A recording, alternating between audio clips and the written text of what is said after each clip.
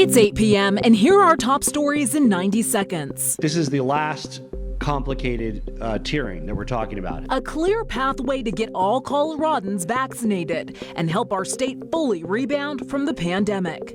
We've really approached this process in a way that tries to save the most lives and is equitable and ends the pandemic and public health crisis as soon as possible. We look at where you land in the process. Thousands of fans will be in stands this summer to see the Rockies at Coors Field, but they're not the only venue with big plans. Well, the summer is going to be great. And all of this could be put into place sooner now that the FDA has recommended Johnson & Johnson's single-dose vaccine. We expect to supply 100 million doses to the U.S. government in the first half of 2021. Plus, Coloradans who have relied on unemployment are about to face a very frustrating tax season. If they don't report it, they're going to get I call them nasty grams from the IRS. And after our last wildfire season, state lawmakers aren't playing around this year. It was an exclamation point on everything that we've been trying to prepare for. Now they're working their hardest to keep you protected. Trying to reduce the risk before the fire season even starts. And that's such an important piece of the puzzle. Good Friday evening, and thank you for watching Denver7 News on Local 3. I'm Jessica Porter. Tonight, Colorado's vaccine schedule is as crystal clear as it has ever been. Today, Governor Polis announced the next steps in the vaccination process as long as everything continues to go to plan.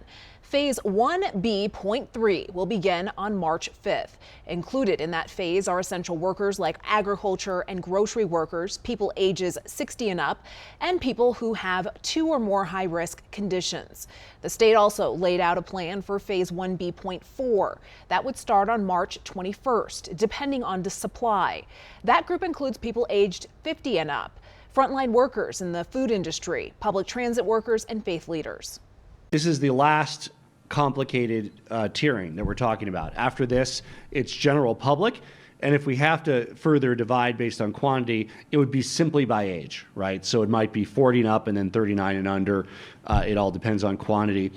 And we're confident that this is, again, going to be that kind of 4 or 5 week period. So if we get to it March 21st, it means that end of April, first week in May is when it's general public, or perhaps 40 and up or 35 and up, depending on quantities. But this is the last of this very difficult work of trying to figure out by occupation.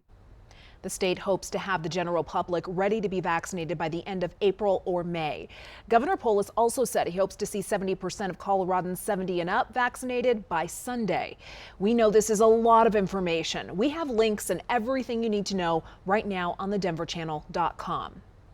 Today, FDA advisors, which included doctors and scientists, endorsed Johnson & Johnson's one-shot COVID vaccine. It is 85% effective against severe illness, and advisors say it is 100% effective in preventing hospitalizations and deaths. Despite some side effects like fever and fatigue, top health experts say it is safe. We now have 3 highly effective vaccines. Importantly, each of them are very effective against severe disease, and virtually all of them say that you look at the data and it's clear that you get essentially no hospitalizations or deaths in any of this. Is very good news. Now we are waiting on the FDA panel to approve the use of the vaccine. The FDA says once that happens, vaccines could be ready for delivery as early as Monday. Denver is within weeks of falling to level blue on the COVID dial, a designation it will share with 35 Colorado counties currently enjoying fewer restrictions. Red Rocks hopes to start hosting concerts again by April. Other venues are also optimistic about a return to live shows and concerts. And what's left of the Rockies will welcome back 12,000 fans on opening day, April 1st. Denver7's Patrick Perez has more on what Coloradans can look forward to this summer. It's been 17 months since Colorado Rockies fans have stepped inside of Coors Field. That lack of foot traffic has hurt nearby restaurants and bars who rely on those fans to get by. The main reason why people want to be down here because to be this close to Coors Field. Kyle Hesseltine is the general manager at Sports Column. He says on a normal game day, this place would be packed. But with Coors Field closed off to fans and limited capacities inside his sports bar, it just hasn't been the same. We're built on full capacity to make money. And when not being able to do that just really impacts your bottom line. But business may soon improve when the Colorado Rockies welcome back 12,500 fans on April 1st for opening day. That's only 25% of what Coors Field can hold, but it means more potential customers at a time when every single one of them counts. Well, it certainly will be a different opening day, but we're excited to have the 12,000 people, and hopefully it builds. Take it from Brad Mansky of View House, an eatery with one of the best views of Coors Field. For him, getting fans across the street means one step closer to going back to normal. So if everybody follows the rules and we just follow the state guidelines in the city, we're going to get there faster. And Kyle can't wait to see what this does for his business. Now having that many more people actually going to the games, it'll bring some more foot traffic down here. It'll just liven up downtown as a whole and bring more people. More people, more money, and a good time. Patrick Perez, Denver7. We want to go to Denver7 Chief Meteorologist Mike Nelson now and our Denver7 forecast because we have more snow on the way. But Mike, this will be nothing like the storm we saw earlier this week. No, Jessica, this is mostly a mountain storm, not much down here on the plains. Temperatures are getting cold, though, and there'll be some refreeze along the Front Range, the Denver area, so watch out for slippery sidewalks and ramps and overpasses in the next couple of hours. We do have a winter weather advisory up in the Park Range around Steamboat and a fire weather warning for southeastern Colorado for tomorrow. We'll get some wind down there, get some snow up into the mountains. It's all because of a front that's coming in from the northwest. This is what it looks like currently up at Loveland Ski Area, with light snowfall. You can see the traffic along Interstate 70 down here, down in the distance. So our headlines are mountain snow, windy, about 3 to 6 up there. A few flurries coming up for Denver and the plains. Strong winds will develop, but also next week, much warmer weather is on the way. Stay tuned. I'll have the details for you in just a few minutes. Thank you, Mike. After last summer's damaging wildfire season, Colorado lawmakers are taking forest health seriously. They have introduced a package of bills to address everything from prevention to new fire equipment. As Denver7 political reporter Megan Lopez explains, they are making quick work of these bills. Go!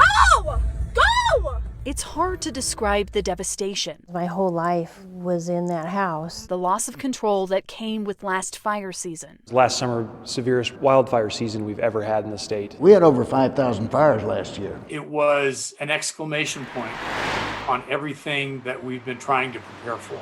Before any of this, last year lawmakers debated several wildfire bills, but they were put on the back burner when COVID hit. It is 2020 hindsight. And all we can do now is try to do a better job in future budgets. This time around, a bipartisan group has introduced a package of bills to attack wildfires on 3 fronts. First, mitigation. Trying to reduce the risk before the fire season even starts. And that's such an important piece of the puzzle. We are a hotter and drier Colorado.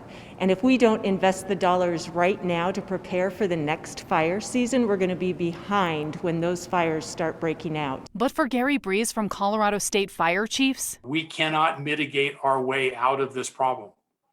Mitigation is part of the solution.